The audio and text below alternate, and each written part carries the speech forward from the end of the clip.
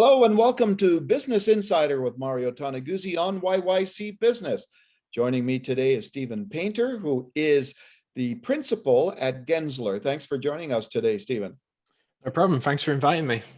Well, I know one thing that you've been keeping a close eye on is this whole issue here in Calgary about office building conversion to residential use. Just recently, the city announced some incentives out there to, I guess, help that process along. Can you explain what, from your understanding, what those incentives are? Yeah, absolutely. So we've been working with the city and their RESAC committee, which is their real estate team, for about 6 months now on defining how and why you would convert office buildings to residential uses. And what that did was actually help them put together a fund of about $45 million to convert these buildings and to incentivize developers to do that work. So the announcement that came out yesterday was that they will be taking applications for that 45 million between mid-August to around mid-September. And that's really to say to developers, put an application in, a serious design and a budget, and we will support you up to $75 a square foot to a maximum of 10 million for your projects.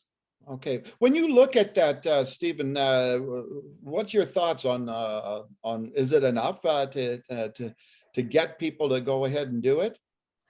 Yeah, well, the research we did showed that the average size of the buildings that will be converted or that make really good candidates for conversion is going to be about 100 to 150,000 square feet.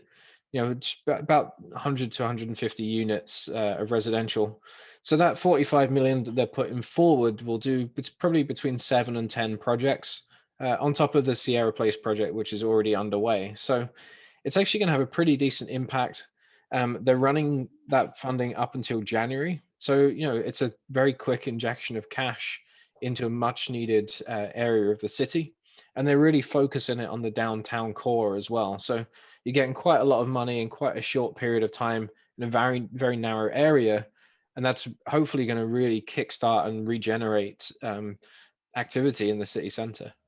Let's talk a little bit about some examples in the States, I guess, where this has been applied and it's been successful. Can you share some of those?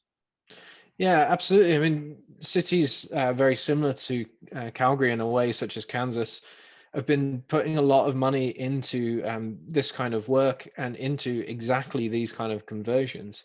And you're seeing areas around Kansas where they've managed to bring not just residential, but quite high quality residential on the affordable and on the market rate side to the downtown core. What that's allowed people to do is actually move into the city. Now, once people do that, everything else follows. There's that old saying of follow the money. Well, actually, what you do in real estate and in urban design is follow the people. Yeah. So once you've got people in these residential buildings, you then start to see F&B, food, restaurants, better quality and more retail, more diverse retail. And then the public services follow too. And that's really what Calgary's hoping to do, is follow that model, get the people there, and then they can invest. They have another $155 million that they're looking to invest in hospitals, schools, parks, all of those things that people want when they're in the city. So people first, and then the services that they need. So what buildings would be ripe for conversion? What do you say from your perspective as an architect? What would you look for in buildings that make sense for this? And just as an aside, just recently I did a story on a hotel that just opened here in Calgary, one of the newest hotels, and it was a former office building. And the owners of that hotel did their research and everything, and they felt that building was perfect for that. So, what would you look for the conversion in office to residential? Yeah, there's actually a number of factors, but really the most important ones are what make them an enjoyable place to live. Not only because we want to do right by the people who are going to be moving there, but also the better the unit is to live in, the more it's going to sell for, and that's great for the developers as well. So we actually put together a metric for scoring these buildings which we'd spoken about previously. And what that did was take around 70 buildings in downtown and basically aggregate them. What's going to convert well and what isn't. The big one for me, the one that really stands out that I look for every time I look at a floor plan of an office building now, is what that core to window depth is. If you've got 60 feet from the elevator to the glass, then your one bed unit is 10 feet wide and 60 feet long. It's crazy, right? It's never going to work. So if you've got 25 to 35 feet, then all of a sudden you get these nice broad units where you've got a bedroom on the glass, you've got living space on the glass in a one bed, bathroom at the back, but you've got the space and the proportions to do that. Now it's going to give great natural light. It gives great room sizes and room shapes, but it's actually really bad for office. It doesn't lay out nicely for desks or anything like that. So those buildings are bad offices, but they could make really nice, really spacious residential. So that's the first thing I look at on the floor plans. Okay. Yeah, we all know that, the downtown office market is challenged and remains so, and it has been since late 2014 when oil prices collapsed, and we're what's that, almost 7 years later now, and we're still at fighting high vacancies. It's north of 30% in the downtown core. However, in the west end of the downtown core, that's where it's even worse, and plus 50% in some places. Is that the area, the west end of downtown, where it's you'll find the buildings that can be converted?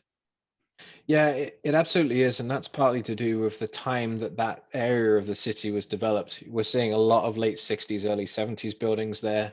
They're generally a little lower ceiling heights. They're generally less well serviced. They're also at the end of their life. They're 50 plus years old. The mechanical equipment is starting to fail. The glazing is starting to fail. So instead of upgrading those office buildings, which has not been cost beneficial, they're now making much better candidates for conversion, because then you have to replace the glass. You're going to replace the mechanical systems. And what you're doing is actually, rather than building a new residential building, you're reusing the structure, in some cases only the structure. But that gives you a big head start, not just in time, but also in cost. If you can reuse something that's there, it can be very beneficial, very sustainable too, of course, to reuse it rather than building new. So the West End has a lot of great candidates, especially out of the list of 70 or so that we tested. All right, super. Well, thanks very much, Stephen, for your time on this. Not a problem. Always good to speak to you. All right, super. That was Stephen Paynter, who is principal at Gensler. This has been Business Insider with Mario Toneguzzi on YYC Business. Thanks for joining us today.